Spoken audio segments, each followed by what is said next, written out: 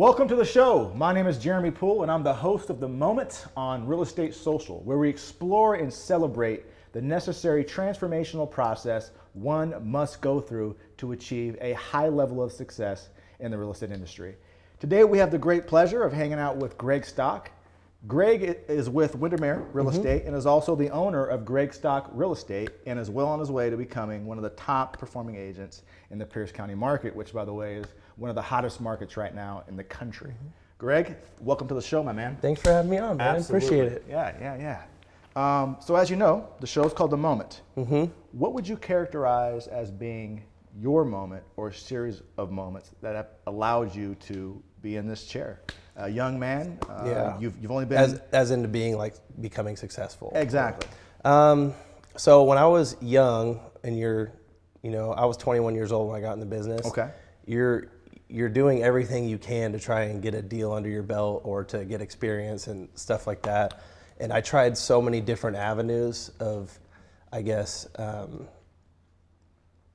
marketing or trying to put myself out there. Right. That I was doing one sort of tactic, I guess you would say, of cold calling people and trying to get business by calling them on the phone and script reading and stuff like that. I had a coach I was paying who was teaching me how to do that. Okay. And I remember having a moment where I just felt like this wasn't me. I was like, I don't want to call people I don't know and say, hey sir, are you looking to sell your house today? Type thing. Yeah. And I remember waking up one day and I was like, I'm done with this. I'm just gonna stick to people I know, use every single piece of energy that I have into them, into whether it's going that extra mile to make the transaction better, going the extra mile to make them happier. Right. I just stuck to that and I said, the rest will come. It'll Absolutely. create itself. So I stuck to that, and no, it's not, you're never gonna have success overnight in anything, and I stuck to it. And I'd say about a year after that, I didn't have to market myself at all. My phone would ring. Awesome. So from the point of view, hanging your license to the point to where you actually started having business come to you, how long was that? A year, 2 years? I would say to having business come to me, probably, I'd say 2 years for it to come consistently. Okay. Yeah, I'd say about 2 years. And so would you say it was more that your activities that changed, or is it more of a mindset? Mindset. Definitely a mindset. Okay. The activities, no matter what in the beginning, whatever age you are, you're going to learn from people either in your office or people you've met in the industry, what they do, and you're going to take bits and pieces of things they're doing and try and figure out how you can put them in your own business. That's right. It. And for me, I tried all those things, but it was the mindset of, this is the way I like doing it.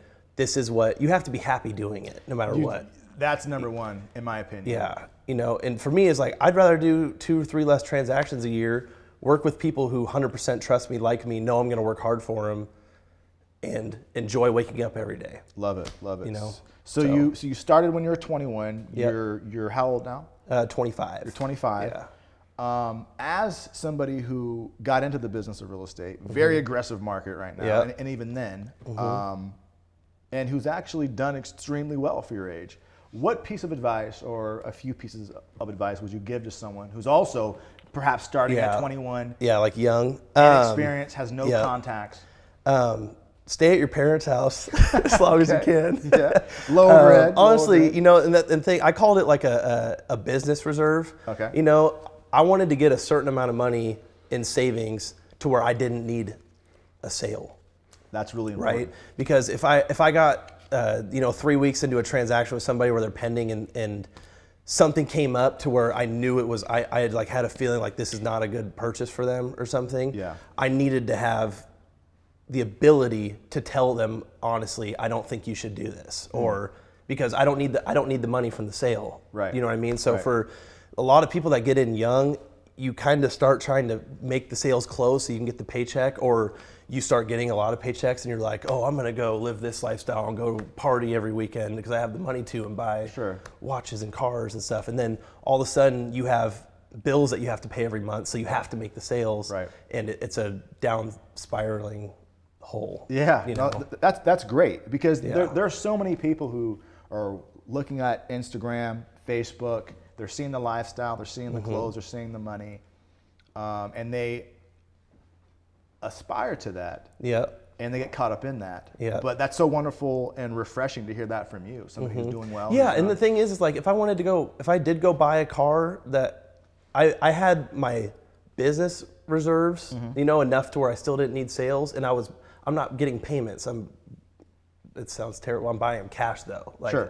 I'm not going to set myself up to where like, oh, now I have $500 a month I need to make on top of my living expenses and stuff like that. I mean, if you get yourself to a point where you did stick to those principles long enough and you did take care of the people, the sales will come and the money will come. Phenomenal. You just have to be smart enough to know, I guess, what financial decisions. That's great. And so I believe from our sort of series of conversations, you own 2 investment properties? I have 3 in my own house. I have 4 houses. Excellent, man. Good work. Yeah. Good work.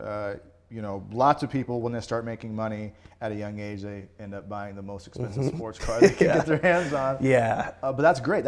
Once again, that's very refreshing. Yeah, and I looked at it from a sense of like, the market's hot. Yeah. Right? Yeah, very hot. It's not always going to be No. like this, and I need to have investments. Reserves, take full advantage. Because we don't, as real estate agents, we don't have medical, we don't have retirement, we don't have. Yeah. I had to go make investments to have stuff like that. You're a businessman. Yeah, I guess so. What is your definition of success? Definition of success. And are you successful yet? I would Two-part say question. my definition of success. I think being happy every day is definitely something you should strive to have, and success can bring that. Yeah. But success to me, in the beginning, when I started, it was like, I want to make a ton of sales, right? Sure. I see this guy's doing 40 units a year, I want to do that. Yeah. It didn't become that later for me. Later for me, it was like, success was how good could I make each transaction, how happy can I make each client, and the success built itself off of that. Okay. Just by referrals and by, I just had people who were like, you got to use this guy. Like, trust me, he's like, that to me was a moment of success when someone calls me and says, hey, I got your number from so-and-so and they said I have no choice, I have to work with you. Like that was like, dang, that was a successful moment. That's awesome. So, yeah, I mean, that's one thing that I would say about you, and from honest truth, is that every time I talk to you, you seem very jolly. Like I've literally talked to this guy, probably 4 or 5 times? Yeah. And I already feel like we're friends. Yeah, we are friends, man. Want to go hang out after this? Absolutely, let's do it. That's super cool. So what's next for Gregg Stock? Is there some big move you're planning on making? No, I'm just still like, for me, I'm still growing. I'm still learning stuff. You can get to a point where you think you've done so many transactions, you think you know everything, but I'm still trying to grow and make each transaction good as I can. I don't really set goals. I'm kind of weird. I don't set goals on like how many deals I want to do into that. You sit down in business plan, you're like, how many listings do you want to take in 2018? How many buyers? I don't do that. I just go day by day and just do the tasks I need to do that day and make sure I do them. And then I asked you that question because in my approach to business and life, I'm very methodical. Yeah. You come across as the kind of guy who just so happens to stumble upon success.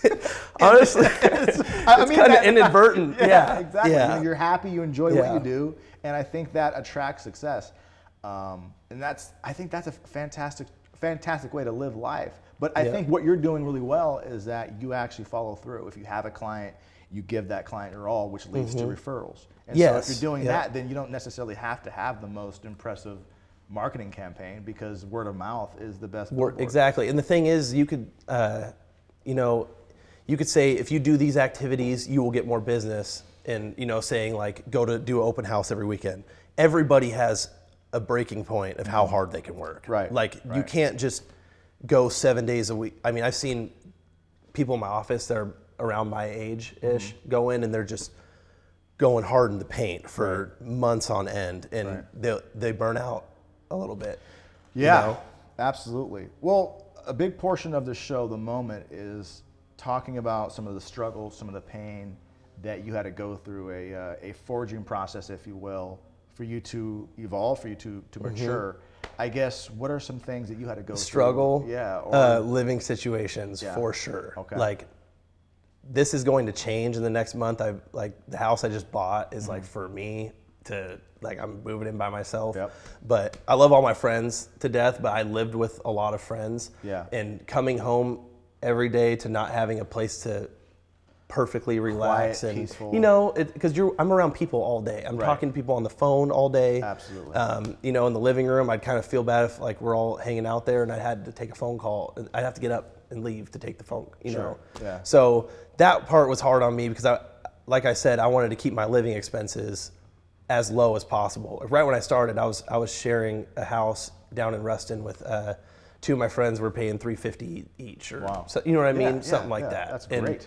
And for me, I when I started making money, I kept those expenses down so that I could have the down payments for the house, or That's brilliant. you know, or be able to go out and enjoy myself. Yeah. On a weekend if I worked hard all And week. not have to overextend yourself Yeah. or put on a credit card or what have you. Yeah, that was the hard part though, for sure. Was just like trying to keep myself living down here. Love it. Yeah. Love it. Okay.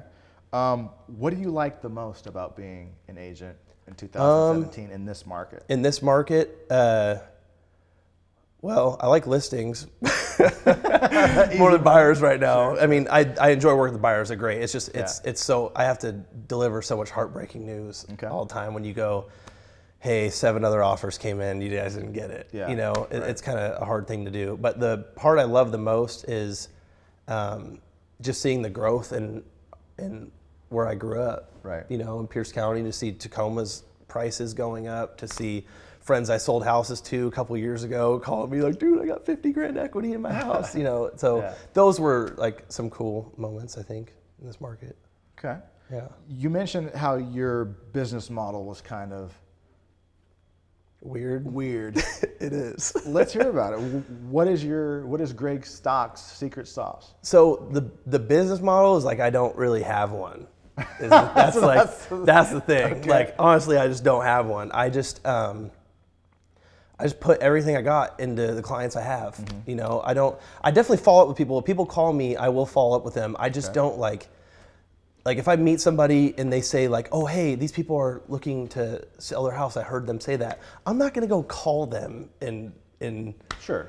hey, I heard you guys were looking at selling your house. I put all that energy that I would have used there, I transfer it and put it into the clients I have. Love it. And then they're so happy at the end that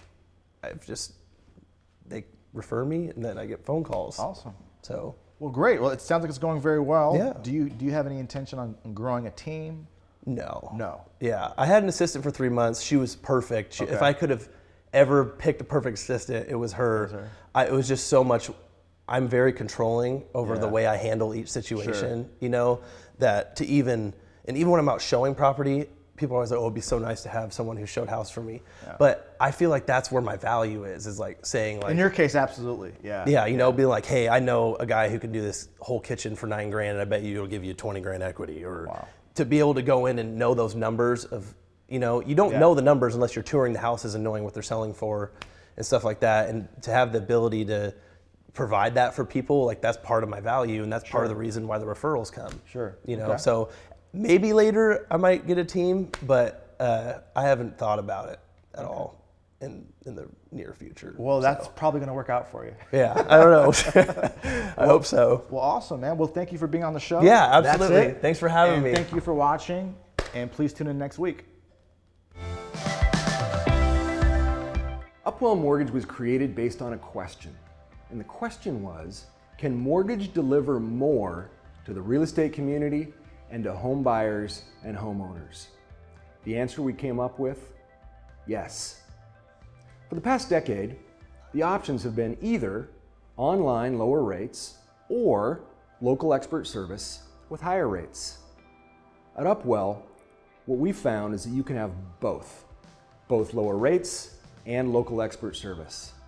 If you're looking for something more in your next real estate transaction, click or call. We're here to help.